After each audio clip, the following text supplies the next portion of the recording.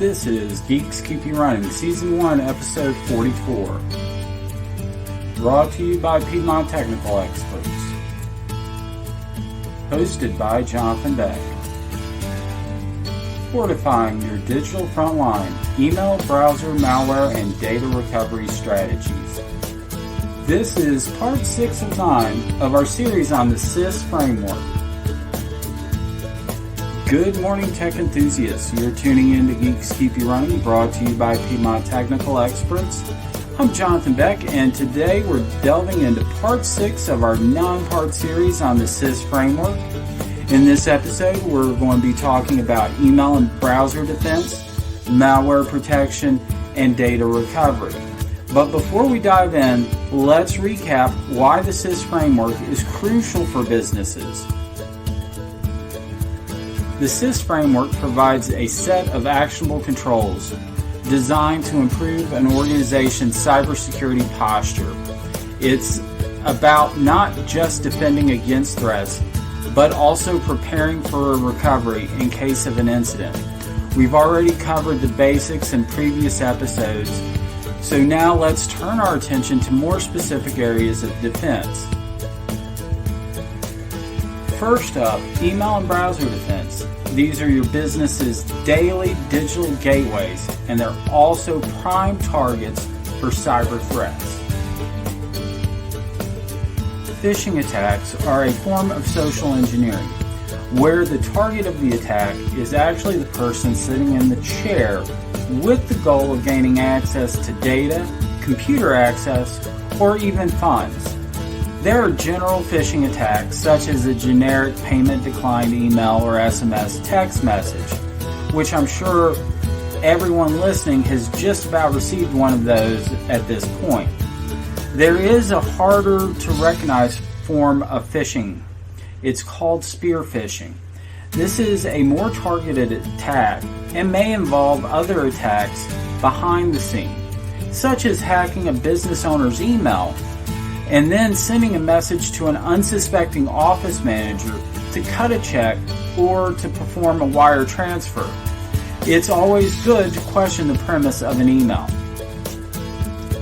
Next, it's important to have secure browser settings. Ensure your internet browsers are set up to protect users. Most browsers have the ability to save passwords, for instance. But if your computer is stolen, they have access to those passwords. Consider using a third-party password manager not tied directly to your browser in order to protect those accounts. Also, make sure your users are limiting time on non-encrypted websites. This goes a long way to secure your digital fortress.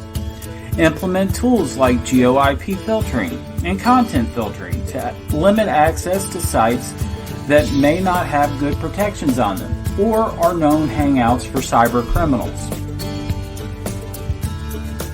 Finally, training and awareness. It's important to train your users on what is and what isn't a safe email or browsing practice.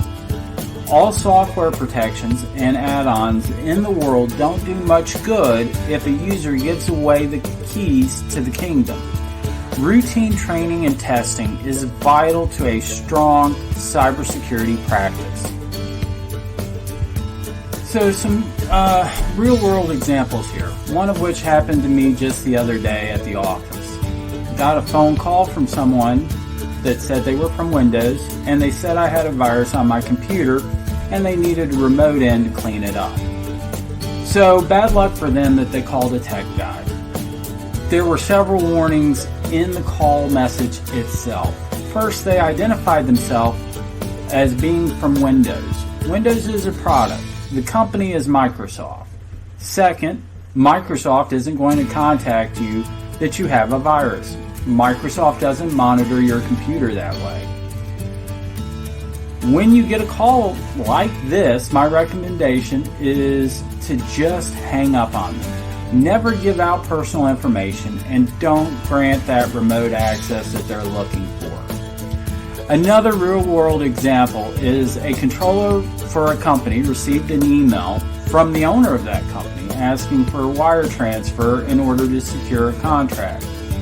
The problem was the email was legitimately sent from the owner's email. It had been hacked. The controller sent the wire transfer without confirming the request or that it was actually a legitimate request. Going along the same lines, another phishing attack which has a good track record for paying out, especially this time of year as we're just coming out of the holiday season, is the gift card scam, where a request is made by someone posing as an authority figure to purchase gift cards and to send the codes on the back. Guaranteed, when those codes get sent, those funds are almost immediately drained. Now, let's talk about malware protection, because malware can cripple your business operations in an instant. Now, everyone has heard of antivirus software, and it is very important to have anti-malware software on your computer. However, at this point, you should not be running traditional antivirus software. Instead, you should be running something called Endpoint Detection and Response, or EDR. These are AI-driven anti-malware software programs. That means they learn and they adapt to specific types of attacks. They also typically are blocking bad actions and not looking for specific file names or file types as traditional antivirus software does. As with any good anti-malware software, you should have it configured to run regular scans and frequent updates throughout the course of the day. One setting should also be considered is real-time scanning, so that as you open files, they are scanned for viruses. Next, it's important to understand emerging threats and how to protect against them. Zero-day threats are when a software program has been found to have a flaw in it or a potential exploit, but they don't have a patch out yet to fix that exploit. That's what a zero-day threat is. That's when patches are usually released what they call out of cycle. And it's important to apply those zero-day patches as soon as possible. This is also where the benefits of an EDR program that is behavior-driven will provide additional protection against zero-day threats, unlike traditional antivirus, which has to know about those threats in order to protect against them.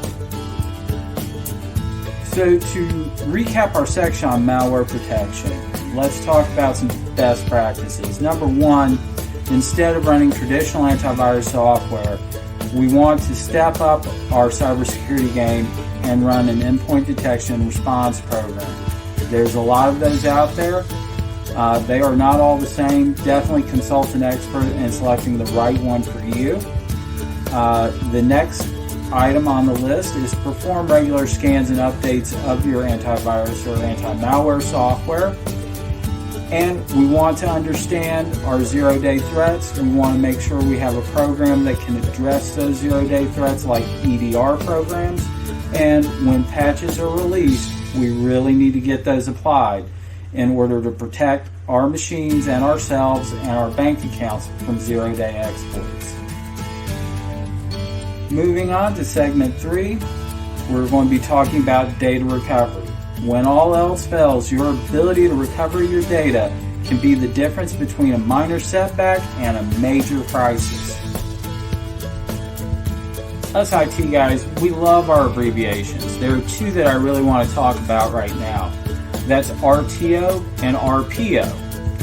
RTO stands for return to operation. This is how long it takes the recovery to complete in order to have your systems back online. The second term, RPO, is recovery point objective. This basically means how much data needs to be recoverable during a recovery process.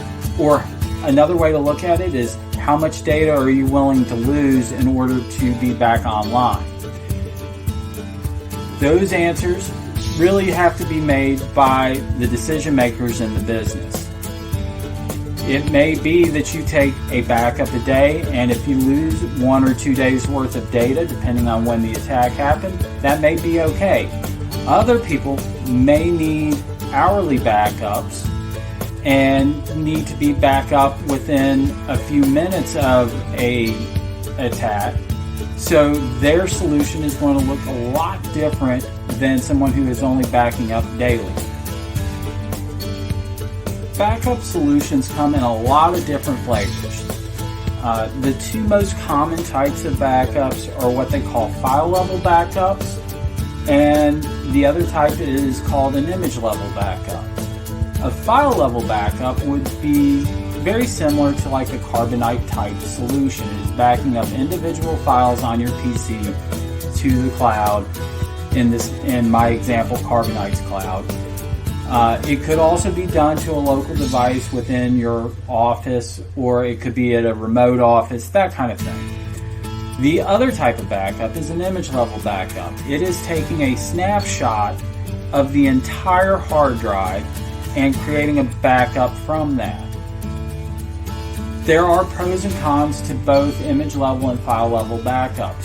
File level backups tend to run very quick. However, their restore time is very slow usually. Another downside to file level backups is that they tend to be tied very closely to the hardware that the original machine was on. Image level backups, on the other hand, take a little bit longer to back up. They are a quicker restore. They typically allow for virtual booting so that the recovery time or the restore to operations happens a lot quicker. The other thing with image level backups is they tend to be more hardware agnostic. So these are all solutions that you should consider to see which backup solution is going to be right for your specific organization. So you have your backup solution in place. You're taking backups. It says that it is recovering, or it's recoverable. But how do you recover it? Well, that's where your recovery plan comes into play. It is very important to have a disaster recovery plan, knowing who's going to do what pieces or how to do those pieces, depending on the type of disaster that happens. The other piece of that is how to access the data if it's stored in an offsite cloud in order to get it back down. All these processes should be documented in order to have the quickest recovery time possible. Okay, so you have your plan and you have your product in place. Now guess what? You should be testing your backups routinely. Whether it's recovering an individual file or routinely recovering an entire system, it's important to know that your backups are good, and the only way to do that is to actually use your backups. So let's talk about some effective data recovery strategies. First, we want to make sure that our data is stored off-site. If you have a fire in your office, you don't want your backups to go up in smoke along with your computers. You want to be able to access that data somewhere else. Second, you want to choose the right data recovery solution. Maybe file level is the right solution, maybe image level. Very important to have the right solution in place to ensure that you're not overspending for the solution, but also that you're able to recover your data in a meaningful way. Third, what you want to do is you want to test your data recovery plan routinely. And we talked about this on the previous slide. But have different scenarios. One of the companies that I've worked with in the past, we would annually test our backups. And we got to the point where we developed scenarios like if this person wasn't available, who would take their job responsibilities and things like that. It's important to test for different scenarios because you never know what kind of disaster you're going to have and what the availability of backups or resources are going to be when you need to recover data. At Piedmont Technical Experts, we tailor our IT and cybersecurity services for small and medium-sized businesses. And we customize those plans for each individual client because we believe each client is unique and their IT and cybersecurity needs are also unique. As we wrap up today's episode, let's quickly recap. We covered email and browser defense, malware protection, and data recovery, all critical components of the CIS framework and your cybersecurity strategy. Well, that's just about a wrap for today's episode. Remember, at Piedmont Technical Experts, we're not just your IT support, we're your partners in navigating the complex world of cybersecurity. Stay vigilant, stay informed, and keep tuning in to Geeks Keep You Running for more tech insights.